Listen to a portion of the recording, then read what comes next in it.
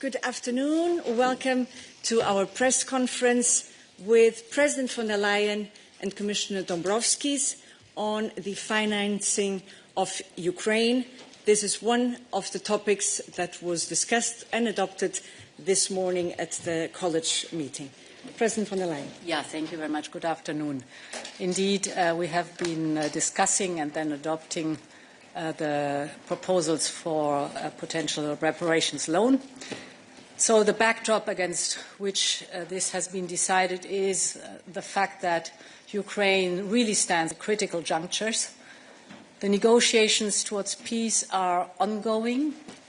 While we see that Russia is increasing its attacks, they are intensifying, and we see also in parallel the growing needs for financing of Ukraine. If you look at the IMF estimates that Ukraine will need 135 billion euros for the next 2 years. That is 2026 and 2027. This is needed to keep the state and the basic services running, so the civilian side, but also to continue enabling the brave resistance on the battlefield of Ukraine, so the military side. As from the beginning, Ukraine can rely on the fact that Europe will remain the strongest and most steadfast partner. We all know that we can never match the sacrifice of the Ukrainian people, but what we can match is their stamina, their resolve, their staying power, and we can equip them with the means to defend themselves and to lead peace negotiations from a position of strength.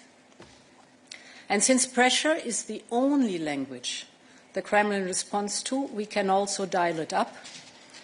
We have to increase the costs of war for Putin's aggression, and today's proposal gives us the means to do this. So what is this proposal? Today we are proposing to cover 2/3 of Ukraine's financing needs for the next 2 years. So this is 90 billion euros.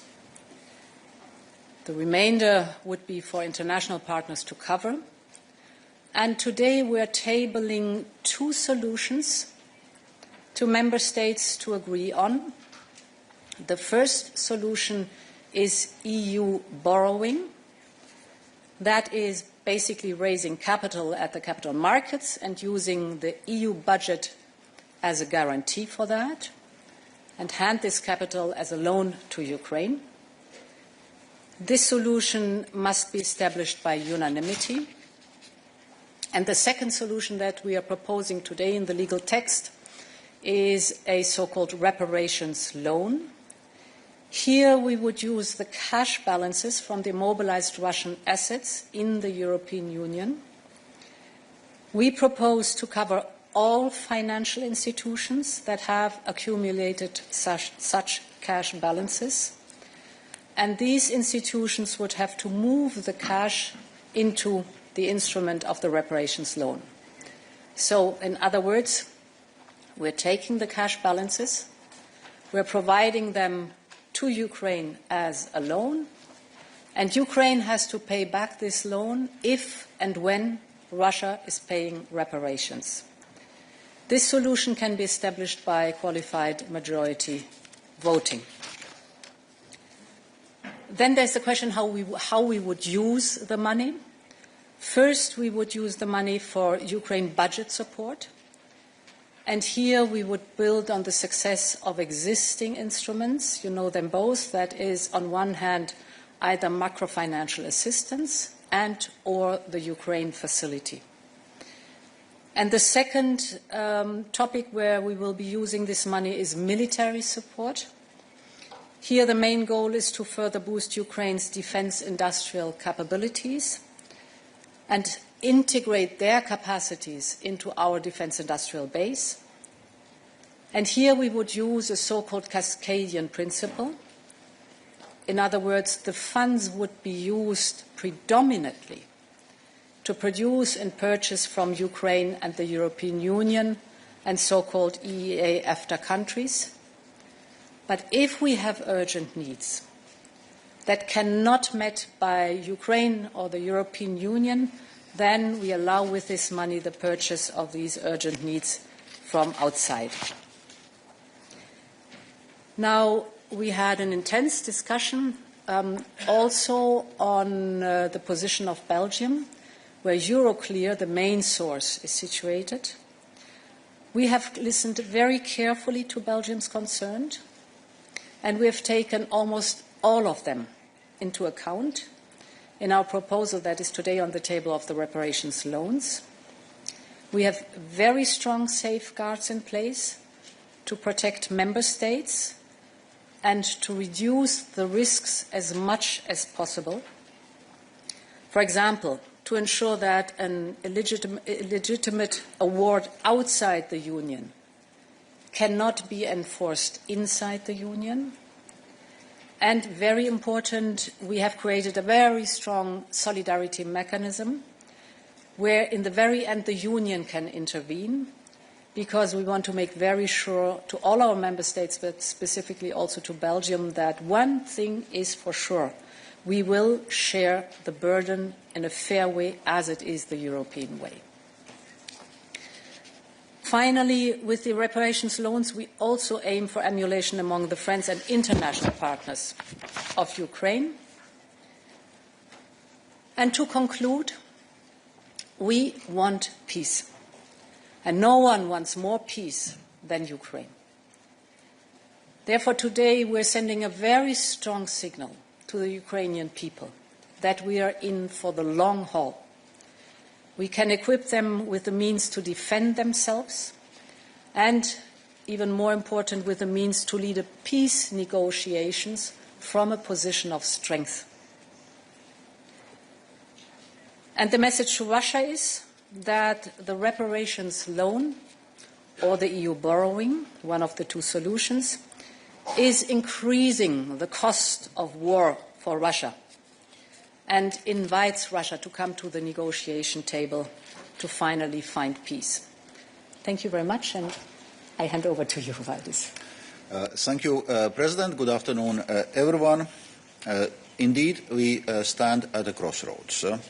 The outcome of Russia's brutal war against Ukraine is the one that will also determine EU's security and freedom. We must act now, and to succeed, we must act together. The proposals we put forward today work for Ukraine, the EU and its member states. Because in providing this lifeline to Ukraine, we are also enhancing our security. Not providing support that Ukraine needs to continue its fight for survival would come with a high cost, not only to Ukraine, but also to our entire continent's security and freedom. And we are also sending a strong message to Russia. First of all, let me stress that everything we propose today is legally robust, fully in line with the EU and international law. It respects the principle of sovereign immunity, and the reparation loan is without prejudice to the claims of the Central Bank of Russia. Now, as the President has already explained our two solutions, including the reparations loan, I will focus on protections and safeguards contained in the proposals. Having listened carefully to all Member States, we propose to set up a robust system that builds on existing safeguards we have created over the last years. In a spirit of solidarity, we call on Member States to provide guarantees to underpin the loan. These guarantees ensure that the EU borrowing is fully protected and ensures fair burden sharing among Member States. This is time to show the strength of the Union. Under the next multi-annual financial framework, these guarantees would be taken over by the headroom of the EU budget. And should there be unanimity to amend the current MFF regulation, which we are proposing, this protection could already be provided in this MFF headroom. In short, these protections will cover the unlikely event that the Union would have to repay its borrowing without reparations, whilst at the same time covering any member states if it is forced to pay the claim from Russia. Although the risk of this happening is very low. First, these are not acts of individual member states, but are acts of the Union, which are fully in line with EU and international law. Second, existing protections ensure that claims against Belgium or any other member state cannot be enforced in the EU due to the so-called no claims clause. Thirdly, to address the risk of enforcement of non-sovereign assets of member states in third countries, we are introducing a provision that allows the recovery of damages. The proposals also provide for mechanisms to deter any actor facilitating enforcement of claims on behalf of Russia or actor sponsored by Russia, be it inside or outside the Union. The guarantees would build on all these safeguards, where it's only appropriate that the act of the Union entails the Union's responsibility and not responsibility of any one member state. Finally, we are also proposing today provisions for continued immobilization of Russian assets in the EU. Russia's war on Ukraine is not only a flagrant breach of the international order, it represents a major distortion of the EU economy. In addition, Russia has ramped up its hybrid attacks over the territory of the Union. This is why a proposal for the new regulation provides a legal basis for measures appropriate to this economic and security situation, including the prohibition of transferring the immobilized assets to Russia. And it is in line with the European Council conclusions that state, let me remind you, that Russia's assets should remain immobilized until Russia ceases its war of aggression against Ukraine and compensates for the damage caused by this war. This regulation will work in parallel with the sanctions regime. In terms of volumes of financing, there are around 210 billion euros worth of immobilized assets in the EU. This is therefore the maximum loan amount we could propose. The President already explained how the money would be allocated. It would not be disbursed in one go, but built to respond to Ukraine's evolving needs. This would be spelled out in its financing strategy to be submitted every year. And we will also keep 45 billion euros of these amounts in reserve to repay existing loans, ensuring that the ERA loans do not add to Ukraine's debt burden. And last but not least, the proposals are underpinned by Ukraine meeting essential preconditions to receive support. This includes respect for democratic mechanisms, human rights and the rule of law, including fight against corruption. To conclude, time is of essence. Ukraine's needs are not only sizable but also urgent. We now call on member states to show unity and decisiveness. We must move forward with providing Ukraine with the support it urgently needs to stand up for its people, sovereignty and the security of all of Europe. Thank you. Thank you very much. And before taking your questions, just a short reminder that we will have a technical briefing on this very same topic immediately after this press conference. So please keep your questions of technical nature for that moment. Agathe. Hello, thank you so much. Agathe de Clercq for Le Soir. Bart de Wever is still not convinced by what he saw. He said Maxime Prévost, the foreign minister, has a feeling that Belgium hasn't been heard. How do you answer to those fears, to those worries that stay? What would happen if Belgium still needs to be retaliated by Russia on the treaty? And my second question is, you said that this mechanism is only require a qualified majority. Is there a possibility that if Belgium still doesn't agree, it will still be going on? Thank you so much. So for us it's very important that we accommodate all the concerns and perceived risks in Belgium.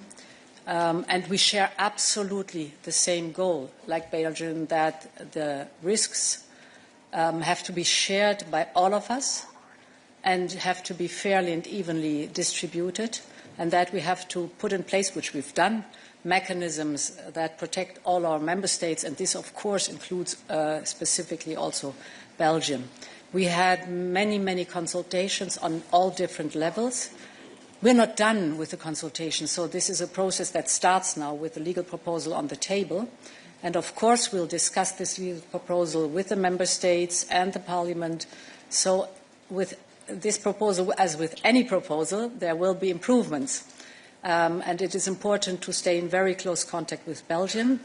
But let me tell you that, for example, of the main asks, the three most important, we have actively, of course, included, among others, in this proposal to answer them. The first was that Belgium asked that not only Belgium and not only Euroclear are covered by this approach of the reparations loan. And you see in the proposal that we have extended the scope to all CSDs, so central securities depositories, and commercial banks in the European Union, therefore the big figure of 210 billion euros that Valdis was just explaining. The second is indeed that Belgium has asked for a strong mechanism of burden sharing, and we have responded by making sure that a strong guarantee is in place to cover any damage occurring in member states contributing to the loan. As the scope is broader, the asks of Belgium are concerning much more member states too. And the third is that they ask rightly so to make sure that Euroclear can always honour their obligations in case they had to pay back to Russia. And we also have ensured this through a very strong liquidity mechanism, making sure that the necessary cash is always available, and this includes not only the member states but also the European Union budget. And the question of qualified majority, maybe Commissioner Dombrovskis. Maybe really to reiterate, when designing this proposal, we had been taking Belgium's concerns very much in mind. That's why it comes with a strong safeguards and solidarity mechanisms, and we are introducing also safeguards against possible action of Russia against non-sovereign assets in Russia or third countries, also allowing for offsetting any action then against Russia's non-sovereign assets in the territory of the EU, so providing additional safeguards in this regard. Well, now the proposal is out. Indeed, the reparation loan proposal and accompanying documents can be decided on qualified majority basis. We now need to hear from member states based on the concrete proposals which are put forward to see how we move forward with this. Thank you. Julia. Julia Payne from Reuters. I was wondering if I could ask about the U.S. attitude to your decision to use the assets, as Trump was keen to use them in the peace negotiations with Russia. Have you spoken to Trump about it? What is the U.S. administration's view on your proposal? Yes, we have informed the U.S. administration. I've spoken, for example, to Scott Bessent that we are planning right before today, that we are planning on developing a system of the reparations loan. It was positively received. I've also informed the others who have potentially immobilized Russian assets. And the construction is in a way that it invites others also to join with their immobilized Russian assets, so that they can contribute also to the financing of Ukraine and contribute in the way the reparations loan is working. Thank you. Zoya. Zoya Sheftalovich, Politico. With regards to that previous question, we know that Bart de Wever said in his letter that he was concerned that by using the immobilized assets in this way, that it would undermine peace because it would remove one of the elements of leverage that Europe has and that the world indeed has to get Russia to the negotiating table. Do you buy that argument? Will using these assets imperil the potential peace deal, should there be one? Or do you have a different view on that? So I think that this reparations loans, let's assume it is put in place by the co-legislators, will contribute positively to peace negotiations, because it is a leverage that makes very clear that we are in for the long haul with Ukraine. Russia has done everything to prolong the war and is so far not willing, for example, to come to the negotiation table that President Zelensky constantly offers, and President Putin does not show up. Therefore, it is a very clear message also to Russia that the prolongation of the war on their side comes with a high cost for them. And on the other hand, it puts Ukraine in a position that it is secured financially for the next 2 years. This is the time frame that we're covering, so that they are in a position of strength in these negotiations that are coming up. To be very, very clear, we want peace. And as I said, no one wants more peace than Ukraine, and therefore this is an invitation to the negotiation table. And we have time for a final question. Jorge Valero. Thank you very much. Jorge Valero with Bloomberg.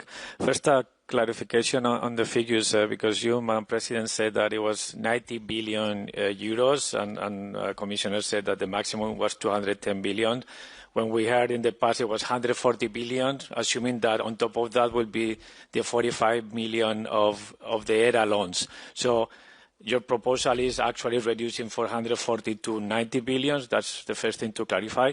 And secondly, following up on the Belgian colleague from Le Soir, I mean, the two options, one clearly requires unanimity, as you said, that is very much difficult because of Hungary, as we know, and the other one is the reparation laws, and Belgium today, as the colleague said, said that the proposal is not satisfactorily addressing their concerns. Why are you so confident that over the next couple of weeks you can reply to Belgian concerns if you haven't done it in the past weeks? So to answer the second question first, there was a very clear tasking by the European Council. You remember it started with me writing a letter to the European Council, the three different options that were in the options paper, a debate we had last time, and the very clear tasking to come early enough before the December European Council with the legal text. That's what we're doing here today. And now to the figures. If you take all CSDs and commercial banks, the immobilized Russian assets, overall, it's 210 billion. Now, what did we do? We looked at the needs for Ukraine in the years 26 and 27, as calculated by the IMF. And this is 137 billion euros. And we've said we cover 2/3. And this is how we come to the 90 billion euros, 2/3 of these needs for the next 2 years. The ERA loan, you can complement.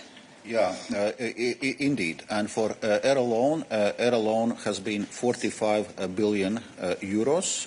Correspondingly, we reserve that amount of 45 billion euros for repayment of ERA loan. So in a sense, the volume of immobilized Russian assets in the EU territory allows for a larger financial support, but we will be rolling out this financial support responding to the evolving needs of Ukraine, both for a general budget support and for military support. So we have provided indicative amount for the next 2 years, so 45 billion euros in each year, but this amount may evolve, and this volume would allow also for further support of Ukraine in the coming years. Thank you. I'm afraid this brings us to the end of this press conference, but as mentioned at the very beginning, don't go away because we will follow immediately with a technical briefing where